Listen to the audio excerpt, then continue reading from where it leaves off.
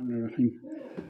आज हमारा यहाँ पे जनरल कौंसिल का मीटिंग था, जिसमें कुछ दिन पहले हमने एक पूरा खासकर एजुकेशन डिपार्टमेंट के लिए शुरुआत हमने किया था। एजुकेशन डिपार्टमेंट से यहाँ पे के ट्रांसफ़र पॉलिसी बनाने का पूरे डिस्ट्रिक्ट के लिए, और जो न सिर्फ ट्रांसपेरेंट हो, जिसमें पॉलिटिकल इंटरफेरेंस बहुत कम हो, जिसमें सबसे इम्पोर्टेंट हमारे स्टूडेंट्स जो हैं हमारे गवर्नमेंट स्कूल के, उन बच्चों को कैसे उनके तालीमी मेयार को कैसे बढ़ाया जाए, और जो टीचर्स साल हर साल से बहुत दूर रहे हैं उनके इश्यूज़ को कैसे एड्रेस किया जाए। ओवरऑल हमने ये सोचा कि करगिल के डेवलपमेंट के लिए जहाँ तक एजुकेशन का सवाल है, उसको कैसे हम एजुकेशन को और कैसे इसमें ज़्यादा एजुकेशन डिपार्टमेंट में ट्रांसपेरेंसी कैसे लाया जाए ट्रांसफ़र में।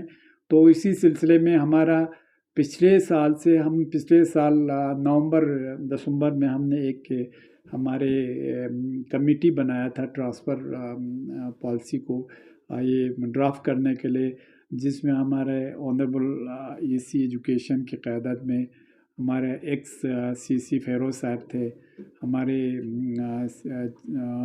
एग्जीक्यूटिव काउंसलर टशी साहब थे, फिर हमारे नासिर मुंशी थे। उन्होंने एक ड्राफ्ट पॉलिसी बनाया था। तो फिर ये काफ़ी जगह पे हमने डिस्कस किया, हमारे काउंसिल में भी डिस्कस हो गया। फिर लास्ट पे पिछली बार हमारे डी साहब जो राकेश साहब है, जो सीईओ भी है, उन्होंने भी एक ड्राफ्ट पॉलिसी बनाया था, जो हमारे कुछ स्टेट्स का जो ट्रांसफ़र पॉलिसी उन सब को निचोड़ के, जैसे पंजाब का है, राजस्थान का है, बाकी कुछ स्टेट का, तो वो सब निकाल के हमारे यहाँ पे जनरल कौंसिल का मीटिंग हुआ था। तो इस मीटिंग में हमारे जो कमेटी ने बनाया वो ड्राफ्ट पॉलिसी भी डिस्कशन में आ गए। फिर हमारे डी साहब ने जो ड्राफ्ट पॉलिसी बनाया था, हमें हमें पूछ के हम ये कर रहे हैं क्या क्या, तो उसमें हमें भी एतमाद में लेके उन्होंने किया था। तो वो भी वहाँ पे डिस्कस हो गया। तो हमने ये फैसला किया था कि बाय एंड लार्ज जो एक डी साहब ने जो ड्राफ्ट पॉलिसी बनाया था, उसका जो बाहर का जो पूरा वो उसको एक किस्म का हमने वो बाय एंड लार्ज उसको एडॉप्ट करने के लिए, मगर जो हमारे ऑनरेबल एग्जीक्यूटिव काउंसलर एजुकेशन के उसकी क़यादत में जो पॉलिसी मरतब किया था हमारे ऑनरेबल काउंसलर ईसी साहिबान बैठ के, तो हमने कहा जो उसमें अच्छे है वो उसमें कुछ इश्यूज़ उसमें एड्रेस करने की कोशिश किया था। कुछ डी साहब ने जो एक फ्रेमवर्क हमने जो डी साहब का ट्रांसफ़र पॉलिसी था, ओवरऑल फ्रेमवर्क को उसको मंजूरी दिया था। हमने ये भी कहा था कि उसको दोनों फिर एक बार मिल के डी साहब भी और हमारे जो कमेटी है वो मिल के फिर उस पर और एक बार डिस्कस करेंगे। वो डिस्कशन हो गया।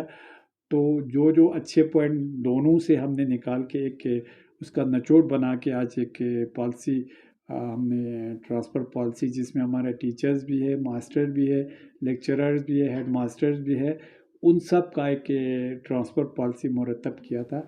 उसमें फिर 2 बजे से पहले हमारा एग्जीक्यूटिव काउंसिल का मीटिंग भी हुआ था, जिसमें हमने ये ड्राफ्ट पॉलिसी पास किया, जिसमें हमारे डी साहब सीईओ भी है, वो भी थे, जो चीफ एग्जीक्यूटिव ऑफिसर है। उसके बाद अभी हमारे 3 बजे जनरल काउंसिल का मीटिंग हुआ, जिसमें पहली बार हमारे ऑनरेबल एमपी साहब इस वाले ड्राफ्ट पॉलिसी जो मुरतब का हमने किया था, उसमें भी हमारे ऑनरेबल एमपी साहब हाजी हनीफा साहब भी बैठे थे, और हमारे पूरे एग्जीक्यूटिव काउंसलर्स, ऑनरेबल काउंसलर्स सब बैठे थे। तो मुतफ़क़े तौर पे सब ने ये ड्राफ्ट पॉलिसी जो हमने बनाया है डी साहब के जो उसमें फिर डी साहब ने प्रेजेंटेशन भी दिया। फिर हमारे ऑनरेबल काउंसलर्स कुछ थे, उनके कुछ इश्यूज़ थे, उनको हमने एड्रेस करने की भी कोशिश किया। तो सब तो आप जानते हैं सबके हिसाब से तो होगा नहीं, मगर ये बात हमें बिल्कुल खुशी है कि पहली बार हमारे डिस्ट्रिक्ट के मेरे ख्याल में लद्दाख में आप देखेंगे जब आपके हमारे ट्रांसफ़र पॉलिसी निकल के आपके पास आएगा, ओडी साहब आपके साथ शेयर करेंगे जो हमने ड्रॉप पॉलिसी बना के रखा है। तो उसमें वो आपके जन मीडिया के साथ शेयर करेंगे। तो मैं इसके लिए सबसे पहले तो हमारे जो कमेटी बना था उनका भी बहुत मशहूर हूँ। फिर हमारे डी साहब का भी, हमारे ऑनरेबल काउंसलर साहब ने, सब ने एक एतमाद करके हमने ये किया इस ट्रांसफ़र पॉलिसी में पॉलिटिक्स को मिनिमम इन्वॉल्व करें, क्योंकि उसमें ट्रांसपेरेंसी पे असर पड़ता है। सिर्फ कौंसल का ये काम होगा जब आपका ट्रांसफ़र का जब पॉलिसी बनेंगे, मतलब इसके तो उसमें कौंसल का रोल होगा। बाकी आपके ट्रांसफ़र में अब कोई रोल नहीं होगा। उसमें डी साहब की क़यादत में जो कमेटी बना है वो डी साहब खुद करेंगे। तो उसमें ये फैसला हुआ है कि अगले साल जो हमारा नया ये शुरू हो जाएगा, जब सेशन शुरू हो जाएगा विंटर वकेशन के बाद, इंशाल्लाह हमें उम्मीद है सब टीचर्स मास्टर्स जो भी हो वो अपने नए जगह की पोस्टिंग पे जाएंगे। तब तक हमारा एक्सरसाइज होगा। उसमें मोटे मोटे 3-4 हमने ये बनाया, कुछ जो हमारे पहले जोनल एजुकेशन ऑफिस होते उसके हिसाब से हमने जोन बनाए हैं। तो उसके अलग अलग फिर हमने ये भी कोशिश किया है इंसेंटिवाइज करने की टीचर्स को, जिनका परफॉर्मेंस अच्छा हो, जिसका स्कूल का परफॉर्मेंस अच्छा हो, जिसका अपने सब्जेक्ट का परफॉर्मेंस अच्छा हो, उनको भी हम ये करना चाहते हैं, उनको रिवार्ड देना चाहते हैं, उनका पोस्टिंग उसके हिसाब से। और जो दूर गए हैं उनको भी हमने कुछ पॉइंट रखे हैं। तो हमने ये भी रखा है जैसे कोई ज़ांस्कार वाला अगर यहाँ आना चाहता है तो उसको यहाँ के हिसाब से ही नंबर मिलेगा, जो यहाँ के टाउन के हिसाब से। अगर हमारे टाउन वाला या यहाँ से कोई ज़ांस्कार जिसने पोस्टिंग दिया है उसको अलग सा एक पॉइंट मिलेगा, क्योंकि वो वहाँ जा रहे हैं। इस तरह हमने बच्चों के रोल का भी ख्याल रखा है। और उसके लिए हमने इन बच्चों का ख़ासकर मिडिल के बाद, तो आपको पता है कि मिडिल का भी आपको बोर्ड का एग्ज़ाम होता है, तो उसको आपको रिज़ल्ट परफॉर्मेंस पता चलता है, टीचर ने कैसे पढ़ाया, बच्चे का परफॉर्मेंस क्या रहा। फिर आपका मैट्रिक का भी पता चलता है आपका सीबीएसई एग्ज़ाम में, और 10+2 का भी पता चलता है। मगर जो 7 से 8 से नीचे है जो है उसको हमने ये करने उसमें उनका परफॉर्मेंस देने के लिए हमने एक इंडिपेंडेंट बॉडी को हायर करने का फैसला किया है, जो हर 2 साल के बाद उसमें एक एग्ज़ाम, बच्चों का एग्ज़ाम एक किस्म का ले लेंगे। उसमें जनरल एक किस्म का होगा, क्योंकि 7 तक तो आप जानते हैं उसके बच्चों का कि ओवरऑल उनका परफॉर्मेंस कैसा हो, उनका एप्टीट्यूड टेस्ट, उनका ये सब मिला के हम उसमें एग्ज़ाम जैसा है कि जैसे हम बाकी जगहों पे लेते हैं, तो उससे उनका टीचरों का परफॉर्मेंस उस स्कूल में कैसा रहा हो, सब्जेक्ट का परफॉर्मेंस कैसा रहा हो, वो उससे पता चलेगा। ये कुछ मोटे मोटे है। और दूसरा हमने ये भी कोशिश किया है जो डार्क जोन कोई न रहे, जैसे बहुत दूर जगह है तो उसके लिए भी हमने इंसेंटिवाइज़ किया है। वहाँ पे जो टीचर जाएंगे तो उनको कुछ नंबर ज़्यादा, जो दूर जैसे हमारा इक्विवेलेंट टू ज़ांस्कार या ज़ांस्कार जैसे, उनको थोड़ा नंबर ज़्यादा रखा है। जैसे हमारा उसमें आप लोगों को कौन कौन जगह हमने रखा है वो पहले ऑलरेडी उसके लिए पोर्टल उसमें, हाँ, उसमें पोर्टल खोला जाएगा। पोर्टल खोलने के बाद आपको फिर पहले जोन वो सिलेक्ट करेंगे, फिर उसके बाद स्कूल, फिर स्कूल के मतलब उसके हिसाब से सब्जेक्ट वाइज उसमें ये भी ख्याल रखा हमने कि सब्जेक्ट कोई सफ़र ना होना चाहिए। फिर आपका किसी स्कूल में साइंस टीचर ट्रांसफ़र करना है तो वहाँ पे एक साइंस टीचर ही लगना चाहिए, क्योंकि आज के दिन में बहुत सारी जगहों पे मैथ टीचर नहीं है, साइंस टीचर नहीं है। हमने उसको भी रैशनलाइज करने की कोशिश किया है। और प्लस जहाँ पे हमारा कुछ स्कूल जो है हमारा हेड टीचर के बगैर है, हेड ऐसे जो हमारे से स्कूल से, तो उसको भी एड्रेस करने के, वो सब एक ट्रांसपेरेंट तरीके से पोर्टल पे आ जाएगा। तो पोर्टल के हिसाब से फिर हमारे टीचर या मास्टर जो भी है उनको ग्रीवेंस अपना रिड्रेस करने का उसका भी मौका मिलेगा।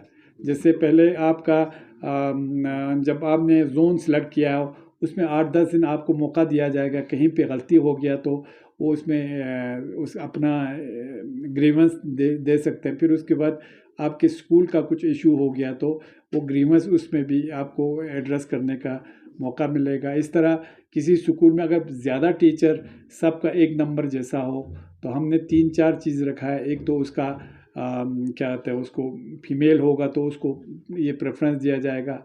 फिर उसके बाद बराबर आता है तो फिर सीनियरिटी को प्रेफर दिया जाएगा। फिर अगर वो भी बराबर आता है तो एज को भी थोड़ा सा ये भी। फिर सुप्रीम कोर्ट और मतलब ये का ऑनरेबल हाई कोर्ट और हमारे जैसे आप जानते हैं कि फीमेल्स को हर जगह गवर्नमेंट की तरफ से थोड़ा सा ये रहते हैं थोड़ा सा, क्योंकि आप जानते हैं कि फीमेल को उनको थोड़ा तरजीह देना हमारा भी फ़र्ज़ बनता है। तो हमने उनके लिए एक अलग मार्क्स रखा है। और हमने जो कोई पेशेंट जो सीरियसली होगा जैसे कैंसर का या कुछ ऐसे उनका भी हमने एक अलग सा ये रखा है कि उनको कैसे प्रेफरेंस दिया जाए।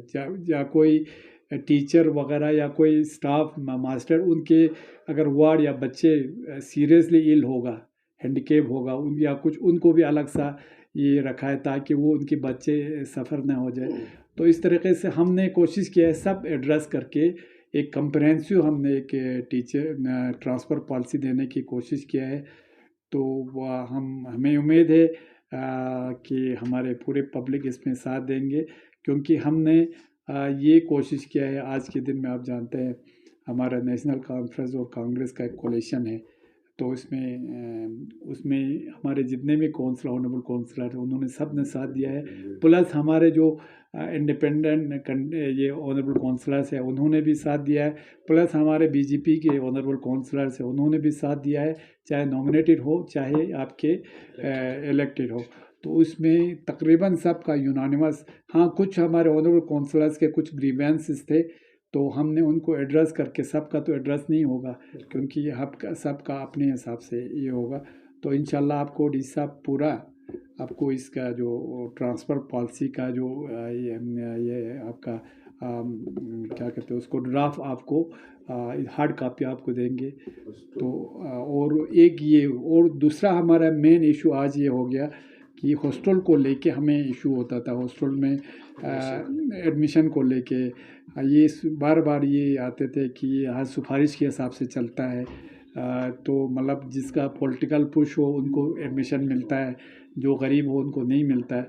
वैसे जब से मैं आया हूँ मैं आपको मैं यकीन से कह सकता हूँ मैंने कभी ऐसा नहीं किया। मैंने हमेशा बीपीएल वगैरह या जो एवाई होगा मैंने उनको कहीं मदद किया, तो कि बाकी पॉलिटिकल लेवल पे मैंने नहीं किया। मगर फिर भी हमने एक इसमें भी हॉस्टल में एडमिशन पॉलिसी बनाया है जिसमें हमने एक पूरा हॉस्टल साल में 2 बार एग्ज़ाम लिया जाएगा, चाहे श्रीनगर में हो चाहे जम्मू में हो, मेल फीमेल सब का। फिर उसके हिसाब से हॉस्टल में एडमिशन मिलेंगे। तो उसमें भी फ़ीस ये दूसरा ये हमने ये भी किया है कि पीएचडी वालों के लिए हमने कुछ परसेंटेज रखा है, ग्रेजुएशन वालों के लिए, पीजी वालों के लिए, ऑफलाइन वालों के लिए ख़ासकर। ऑनलाइन का हमने ज़्यादा उसमें ये नहीं रखा। अगर फिर भी सीट बच जाता है तो हम उसमें सोच सकते हैं। प्लस हमने बीपीएल वालों का जिनका 1 लाख से कम सालाना इनकम हो, जिसका 2 लाख के उसका भी अपना एक रखा, जिसका मैक्सिमम 7 लाख से कम हो उनका भी एक रखा है। तो हमने उसमें भी कोशिश किया मैक्सिमम गरीब के बच्चे उसमें आ जाए। और एक इशू और था हमारे स्टूडेंट्स का कि हमारे फ़ीस को लेके इशू था। उसमें भी हमने ये कोशिश किया क्योंकि फ़ीस आप जानते हैं पिछले साल से फ़ीस हमने बिजली का फ़ीस प्लस पानी वगैरह का फ़ीस जो लगता है उसको रिकरेंट एक्सपेंडिचर बोलते हैं, वो रेवेन्यू कंपोनेंट में आते हैं क्यों जो हर साल देना पड़ता है। तो उसमें पिछले साल हमें यूटी गवर्नमेंट ने वो बंद कर दिया था, कहता आप बच्चों से फ़ी लेके ये रिकरेंट कर, हम सिर्फ स्ट्रक्चर बनाने में या आपको उनको फैसिलिटीज़ देने में हम ये दे सकते हैं, ये रिकरेंट एक्सपेंडिचर हम नहीं दे सकते बोल के। तो इसलिए हमने पिछले साल वो फ़ीस बच्चों से को लेने की कोशिश किया था। मगर इस साल हमने फिर एक कमेटी बना के उसमें ये बोला है अगर फ़ीस में हम बिजली फ़ीस और ये पानी सब फ़ीस मिला के अगर थोड़ा सा कम होता है हम उसको फिर रिव्यू कर रहे हैं। तो उसमें हम कोशिश करेंगे फ़ीस इंशाल्लाह ये हो गया तो उसमें कम करने के पास रेवेन्यू कंपोनेंट में हमारे पास पैसा नहीं है, तो हम उन सब पे इंशाल्लाह काम कर रहे हैं। तो हमारा भी मानना है कि हम जितना हो सके हमारे स्टूडेंट्स पे बोझ कम डालें, मगर कहीं कहीं पे तो हम भी मजबूर होते हैं, तो हम इसमें लाचार हो जाता है। ख़ासकर रिन्यू कंपोनेंट का हमारे पास जो कैपेक्स बजट आता है उसमें आपको डेवलपमेंटल साइड में ही आता है, तो इसलिए हमें इशू हो जाता है। मगर इंशाल्लाह उसमें भी हम कोशिश करेंगे। तो आपको उसमें 2 बार हमारा एग्ज़ाम होगा बच्चों का, तो 6 महीना उसका वेटिंग लिस्ट बना रहेगा हॉस्टल का एडमिशन के लिए। तो दो बार इसलिए क्योंकि जम्मू का सेशन अलग होता है, कश्मीर का सेशन अलग होता है, इसलिए हमने साल में 2 बार एग्ज़ाम रखा है। वो प्योरली मेरिट बेस पे होगा, और मेरिट बेस पे फिर हमने उसके लिए बीपीएल के लिए, एवाई के लिए, उन सब के लिए भी एक अलग अलग सा वो रखा है। मतलब उनके लिए भी अलग सीट, मतलब ये कोशिश किया। और जो हैंडीकेप मतलब जो स्पेशल लेवल चाइल्ड है उनके लिए भी अलग ये रखा है। या जिनके कोई वार्ड्स हो तो उनके लिए भी थोड़ा सा हमने उसमें गुंजाइश रखा है। तो ओवरऑल इंशाल्लाह ये भी हमारे हिसाब से मुझे लगता है ये भी एक बड़ा अचीवमेंट होगा अगर ये लागू होता है तो इंशाल्लाह। सर ड्राफ्ट पॉलिसी आज उस पर डिस्कस हुआ है, तो कब तक ग्राउंड पे इम्प्लीमेंट होगा सर, और कब से टीचर इसका बेनिफिट उठा सकते हैं? इंशाल्लाह दोनों ये हम कुछ दिनों के बाद ही इस पे एक्सरसाइज शुरू कर रहे हैं। जैसे हमने कहा कि इसमें बच्चों का परफॉर्मेंस देने के लिए हम एक इंडिपेंडेंट एजेंसी को हायर करेंगे ताकि किसी का बयास ना हो। तो उसमें वो हम नवंबर जैसे बच्चों का एग्ज़ाम होता है, जस्ट आफ्टर एग्ज़ाम हम उसमें जो T2 का जो एग्ज़ाम होता है उसके बाद करेंगे। तो बाकी जो 8 जो या 10 11 का तो आपको पता है बोर्ड का रिज़ल्ट आता है, उसमें हमें कुछ नहीं करना है, वो उसी के हिसाब से आता है। तो उसमें हम कोशिश करेंगे ये दिसंबर के आसपास में पोर्टल पे लग जाए। फिर 10-15 दिन इनको ग्रीवेंस ये करने का मौका भी दिया जाए। फिर उसके बाद हमें उम्मीद है कि हम फरवरी में ये तैयार करके, और हमने ट्रांसफ़र पॉलिसी में ये भी लिखा है, ये जब आपका विंटर वेकेशन ख़त्म होगा तो ऑटोमेटिकली वो जो टीचर होगा वो नए जगह पे पोस्टिंग पे जाएगा। और हमने ये भी लिखा है किसी कोई भी फिर आपको कोई रिलीव नहीं करता है, किसी को हेडमास्टर या किसी के साथ जियो के साथ या किसी के साथ बनता है या कोई सिपाही जाता है वो रिलीव नहीं करता, वहाँ रख देता है। तो हमने उसमें ये प्रोविज़न रखा है, अगर कोई रिलीव नहीं करता है तो उसी दिन डीम्ड टू बी रिलीव्ड उसको दूसरे या तीसरे दिन वहाँ पे ये करना है, क्या होता है ज्वाइन करना है। उसके बाद अगर उसको चार्ज वारिज होगा तो वो बाद में आके दे सकते हैं। और नहीं हम ये कम से कम मिनिमम 2 इयर्स का टेन्योर होगा, 2 साल का। मगर हम ये पोर्टल साल में एक बार खोलेंगे क्योंकि कोई टीचर आपको पता है रिटायर हो जाता है, कुछ और हो जाता है, तो मगर मिनिमम एक टीचर को एक जगह पे 2 साल मिनिमम है, फिर उससे पहले कोई ट्रांसफ़र वगैरह नहीं होगा। और सर इसी से रिलेटेड एक क्वेश्चन होगा सर, अटैचमेंट को लेके आप लोगों ने प्लान भी बनाया था सर, जितना हो सके एजुकेशन सेक्टर से कोई अटैच नहीं जाएंगे, आउट ऑफ डिस्ट्रिक्ट और साथ ही साथ नॉन एजुकेशन से ही आप लोग भेजे जाएंगे। तो एडमिनिस्ट्रेशन और काउंसिल कितने हद तक कामयाब रहा सर जो एजुकेशन से रिलेटेड है उन्हें वापस लाने में? देखिए दोनों, मेरा जहाँ तक मुझे अभी मालूम है ना, मैं अपने आप को थोड़ा मतलब मैं ये नहीं कहता हूँ मैंने सब कर दिया, मगर मैं आज के दिन में मुझे पता है तकरीबन 99% हम बिल्कुल कामयाब हो गए हैं। जो अटैच थे उनको डिटैच कराने में सिर्फ और सिर्फ ये जो आपके कोर्ट केस है, कोर्ट केस 8-10 को छोड़ के तकरीबन सब कोर्ट केस को तो हम कुछ नहीं कर सकते, उसमें भी हम फाइट कर रहे हैं। तो कुछ का तो कोर्ट केस भी ख़त्म करके हमने उनको डिटेच कर दिया। आप आज के दिन में मैं आपको बिल्कुल उस शौक से कह सकता हूँ कि हमारे कौंसल में कोई पिछले 2 साल से कोई अटैच नहीं है इसमें। सर हॉस्टल को लेके आपने जिक्र किया, खासकर श्रीनगर हॉस्टल बॉयज़ हॉस्टल की हम बात करें तो वहाँ पे जो है स्टूडेंट्स का भी मुझे बार बार कॉल आया था कि वहाँ पे जो है एक बॉयज़ हॉस्टल में 2 लेडी को वहाँ पे ज्वाइन किया है सर, तो स्टूडेंट्स को काफ़ी मुश्किलात जो है देखने को मिल रहा है सर। और साथ ही साथ जिस तरह से आपने एडमिशन की जिक्र किया तो वहाँ पे ज़्यादातर पुअर स्टूडेंट जो है वेटिंग लिस्ट में अभी भी है, तो इसको लेके क्या कुछ कहना चाहेंगे सर आप? दोनों यही एक तो देखिए गर्ल्स ये फीमेल वार्डन को लेके जहाँ तक हमने पिछले साल पिछले 2 साल से हमने टीचर सबको डिटेच कर दिया। तो हमारे पास वहाँ पे एग्जिस्टिंग जैसे कुछ जो दूसरे डिपार्टमेंट के थे, जैसे अभी वार्डन है वो ड्राफ्ट ये ड्राफ्ट वूमेन है। फिर इस तरह कुछ एग्रीकल्चर में एसओ वगैरह थे फीमेल, या कुछ ऐसे थे जिनका एजुकेशन के साथ वास्ता नहीं था, तो उनको हमने उनकी सर्विस, क्योंकि ऑलरेडी वो वहाँ काम कर रहे थे, उनकी सर्विस यूटिलाइज़ करने के लिए हमने किया और वो बखूबी निभा रहे। हो सकता है कहीं पे कुछ इशू होता होगा, मगर ये नहीं है कि वो काम नहीं कर रहे हैं, वो तो काम कर रहे हैं। बाकी जहाँ तक आपने कहा कि वेटिंग लिस्ट का, तो ये ट्रांसफ़र पॉलिसी ऐसा बनेगा कि नहीं ट्रांसफ़र नहीं, ये आपका एडमिशन पॉलिसी, जब आप एग्ज़ाम लेंगे तो ये तो एग्ज़ाम के हिसाब से आ जाएंगे, तो आपको बैकलॉग रहने की भी ज़रूरत नहीं है। फिर उसको रूम भी उसी के हिसाब से मिलेगा, उसके मार्क्स या उसके जो इसके हिसाब से जब वो एग्ज़ाम में बैठेंगे उसी को मिलेंगे। और इसी को कम से कम फिर उसको जो एक में एग्ज़ाम में अगर नहीं उतरता उसको एक मौका और दिया जाएगा।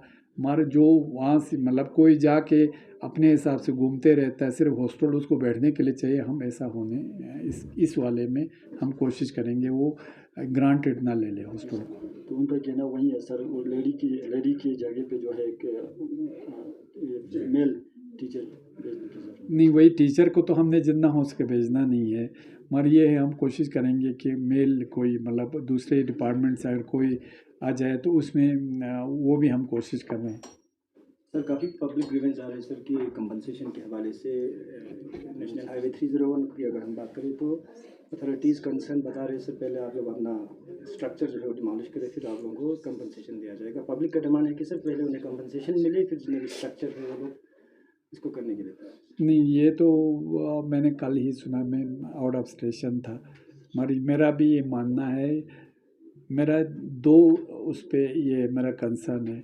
एक तो जिनको कंपनसेशन मिल रहा है उनको तो बिला पूछे उनको डिसमेंटल करना चाहिए अपने।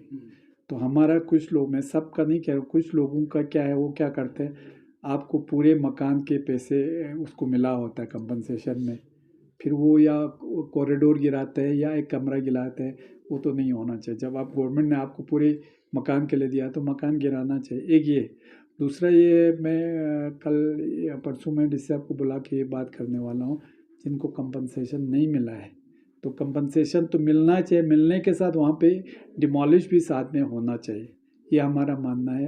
कंपनसेशन नहीं मिला तो फिर तो ये तो लोगों का हक है, उसमें मैं एज ए सीसी बोल रहा हूँ, उसमें लोगों का हक है कि अगर कंपनसेशन नहीं मिला है। मगर आप यकीन नहीं करोगे, कंपनसेशन के लिए इतना हमने कोशिश किया है। मैं दिल्ली 2 बार गया, हमारे ऑनरेबल एमपी साहब ने बात किया, डीसी साहब ने, फिर इन्होंने ना 2-3 बार वहाँ से टीम आए थे, कुछ नून में नुक्ता निकालते निकालते अब जाके सेटल हो गया है। और हमें उम्मीद है अगले इस महीने के या अगले महीने के एंड तक हम तकरीबन मैं 95% हम इंशाल्लाह कंपनसेशन को डिसबर्स कर देंगे हमें। सर रिसेंटली आप दिल्ली गए थे, तो ऐसे में सुनने में आया कि civil aviation minister Oscar festival के लिए आप मदु कर रहे थे, तो क्या रिजल्ट है सर? हमारे कहते हैं ना, to kill 2 bird with 1 stone. मेरा तो ये था कि अगर सिविल एविएशन मिनिस्टर साहब आते तो ये हमारा एयरपोर्ट के बारे में, जहाज़ के बारे में बात होते, आपने बात निकाला, मगर उसमें क्या हो गया, सिविल एविएशन मिनिस्टर पहले तो उनके ये क्या होते हैं हमारे वाइस प्रेसिडेंट के उसके इलेक्शन वगैरह में था, फिर उसके बाद उनके ओथ सेरेमनी में, फिर ये नेपाल में कुछ इशू हो गया, उनको वहाँ से पैसेंजर्स को एयरलिफ्ट करना था, तो उसमें मैं मुलाकात नहीं कर, उसके बाद उनको इमरजेंसी कहीं जाना पड़ा तो उससे नहीं मिल पाया। मगर ये है, मैं आपको एक चीज़ और खुशखबरी सुनाऊंगा कि हमारे उसमें जो मैं फिर MHA में गया, जो हमारे लद्दाख को देखते हैं, ख़ासकर हमारे करगिल का कंसर्न अब जाके सबको समझ में आ गया है। तो अगले कुछ दिन या अगले मेरे ख्याल में 1 महीने के अंदर मीटिंग हो रहा है MHA में, उसमें हमारे करगिल में कम से कम छोटा जहाज़ इंशाल्लाह, मुझे ऐसा मैं 90% अब परसेंटेज नहीं बोलना चाहिए, मगर मुझे उम्मीद है इंशाल्लाह इस साल शुरू हो जाएगा। और गवर्नमेंट ने ये भी माना है कि जो सब्सिडी देंगे, सब्सिडी मतलब कोई जैसे अगर कोई प्राइवेट जहाज़ ज़्यादा मांगे, जैसे 20,000 या 10,000 ये मांगे ये टू एंड फ्रो के किराए के, तो उसका बहुत हिस्सा गवर्नमेंट ऑफ इंडिया बर्दाश्त करेगा। वो बाकी हमको इंशाल्लाह कुछ मतलब सब्सिडाइज रेट पे हमें मिलेगा। इसके लिए मुझे हमारे MHA में जो हमारे जॉइंट सेक्रेटरी है लोखंडे सर, तो वो हमारे लद्दाख और JNK को देखता है। उन्होंने मुझे एश्योरेंस दिया है कि कुछ दिनों के अंदर, मतलब मैं तो कुछ दिन उन्होंने बोला, मगर मैं महीने के अंदर बोलूँगा, तो वहाँ पे एक मीटिंग होके गवर्नमेंट ऑफ इंडिया इंसेंटिव्स देंगे प्राइवेट एयरलाइंस को, ताकि उनको वो उनका बहाना यही रहता है कि ये वायबल रूट नहीं होगा, इसलिए हम इसको ये चला नहीं पाएंगे। अब जब वो इंसेंटिव्स गवर्नमेंट हमारा बराबर करने के लिए देंगे, तो हमें उम्मीद है कि इस पे ये शुरू हो सर, जाएगा। ऐसे रूलिंग CEC चेयरमैन आप खित्ते लद्दाख में काउंसिल के फ्यूचर को आप किस तरह देखते हो? काफ़ी सारे र्यूमर्स भी हमें सुनने को मिल रहे हैं डिसॉल्व को लेके, और बहुत सारे जगहों से आवाज़ भी आ रही है कि अब मुख्तलिफ डिस्ट्रिक्टों में भी अब काउंसिल होना चाहिए। तो ऐसे CEC आप कैसे देखते हो? देखिए, जहाँ तक ये परसों कुछ दिन पहले आपका ये र्यूमर ही है, पहले उससे पहले भी मैंने सुना था, ये र्यूमर तो र्यूमर होते हैं और कुछ नहीं, उससे ज़्यादा कुछ नहीं। ख़ासकर मैं अपने करगिल के कौंसिल के बारे में आपको मैं यकीन दिलाता हूँ, यहाँ करगिल में ऐसा कुछ होने वाला नहीं है आज की डेट में। कम से कम अगले साल तक कुछ भी ऐसा, कुछ भी थोड़ा सा 0.00000 इन्फिनिटी भी कोई ऐसा गुंजाइश नहीं। हाँ, ले का, क्योंकि आपको पता है कि उनके कौंसिल का ये ख़त्म हो गया है, ये ना क्या कहते हैं उसके पीरियड उनका आ रहा है, इसी सितंबर के एंडिंग था। हो सकता है वो डिज़ॉल्व हो जाए, तो ये तो कुदरती बात है, ये तो उसमें और कोई इशू है नहीं। और जहाँ तक आपके बाकी जगहों पे कौंसिल बनने का, वो मेरा ये मानना है, जो मुझे मेरा समझ है, जो मेरा अंडरस्टैंडिंग है, जो मेरे MHA से लोगों से मैंने बात किया है, उसमें ऐसा कुछ अभी कुछ नहीं है। वो इसलिए नहीं है क्योंकि अभी बातचीत हमारा रुका हुआ है। जब ये सब भी तब होगा जब बातचीत आगे निकलेगा, तो बातचीत के लिए भी आपकी वसातत से मैं इतना अपील करना चाहूँगा कि हमारे आंचुक साहब को, जो उन्होंने ये फास रखा है ना, मेरे हिसाब से अभी गवर्नमेंट के साथ हमें बात करना चाहिए। फिर जाके जब कहीं कुछ नहीं होता है, तो गवर्नमेंट से तो हमें बात करने के लिए आप एक्सट्रीम वाला स्टेप पहले उठाए, तो ये कुछ अच्छा मेरे हिसाब से, मैं पर्सनली बोल रहा हूँ। तो हमको जो कुछ लेना है वो तो गवर्नमेंट से ही लेना है, गवर्नमेंट ऑफ इंडिया से लेना है। आपको स्टेट लेना है तो गवर्नमेंट से लेना है, आपको शेड्यूल लेना है या कोई मुराद दूसरे मुराद लेना भी तो गवर्नमेंट से हमें लेना है। तो हमें चाहिए कि इस बातचीत के उस पर टेबल पे बैठ के ही ये सब होगा। और जब तक बातचीत नहीं होगा ना, तब तक जो आपने पॉइंट उठाए उन पे भी कहीं डिस्कशन नहीं होगा, ये आपको मैं यकीन दिलाता हूँ। CC साहब, इसी को लेके कुछ दिन पहले जो है तंबर अली खान की तरफ से भी एक प्रेस नोट जो है देखने को मिला कि खासकर इसी हंगर स्ट्राइक को लेके। सर, आप इसको किस तरह से देखते हैं सर? नहीं, मैं तो आखुन साहब की बात से बिल्कुल मुतफिक हूँ कि आप शुरू में ही हंगर स्ट्राइक पे जाएंगे, फिर स्ट्राइक क्या हंगर स्ट्राइक अनटिल डेथ वाला, तो कोई एक्सट्रीम स्टेप लेना, अब ये आंचुक साहब का या इनके एपेक्स का अपना इनका हो सकता है, मगर एज ए CC मैं आपको बता दूं कि मैं एज ए CC भी मैं उसमें उनके उससे इत्तेफाक नहीं करता हूँ जो वो इस पे बैठा है, क्या कहते हैं हंगर स्ट्राइक पे। मेरा उनसे अपील है कि हमें गवर्नमेंट ऑफ इंडिया से बातचीत करने के लिए रास्ता हमारे पास खुला रखना चाहिए। उसके बाद अगर नहीं स्टेज पे, किसी स्टेज पे जाके कुछ होता नहीं है, फिर इसके बाद आप कोई ना कोई कदम उसके हिसाब से उठा सकते हैं। ये बात मैंने कुछ दिन पहले मैं MHA से मिला था, उनसे मैंने ये जो कंसर्न है ना, मैंने हमारे एपेक्स और KDA दोनों को बताया था किस तरह से कि आप लोग गवर्नमेंट से बातचीत करते हैं कि उसके हिसाब से मैंने थोड़ा बताया था। हम तो अपने एज ए CC बता सकते हैं, बाकी तो मैं पॉलिटिकल कोई लीडर तो हूँ नहीं, तो मैंने अपना कंसर्न बता दिया था। सर, लास्ट क्वेश्चन, NC और कांग्रेस कोलिशन सरकार लगभग 2 साल होने जा रहे हैं।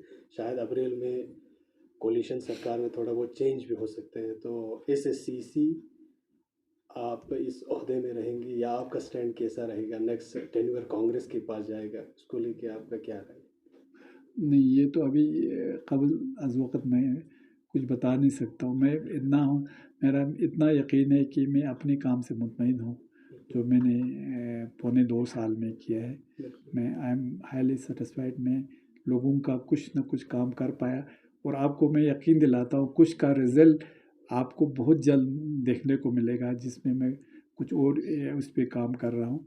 तो मुझे उम्मीद है कि ये कौंसल जो, और मैं साथ में आपको ये भी बात बताना चाहूँगा, इसमें हमारे ऑनरेबल काउंसलर जितने थे उन्होंने सचमुच में मेरा साथ दिया है और मैंने भी कोशिश किया जहाँ भी मैं जाता हूँ कुछ न कुछ करगिल के लिए हासिल करो और कुछ न कुछ डेवलपमेंटल हो या कहीं दूसरा इश्यूज़ हो तो उस पर बात करूँ। और मुझे उम्मीद है इंशाल्लाह कुछ रिज़ल्ट तो आपको आने वाले सालों में आपको देखने को थैंक यू सर, मिलेगा। Thank you sir, thank thank you. You sir.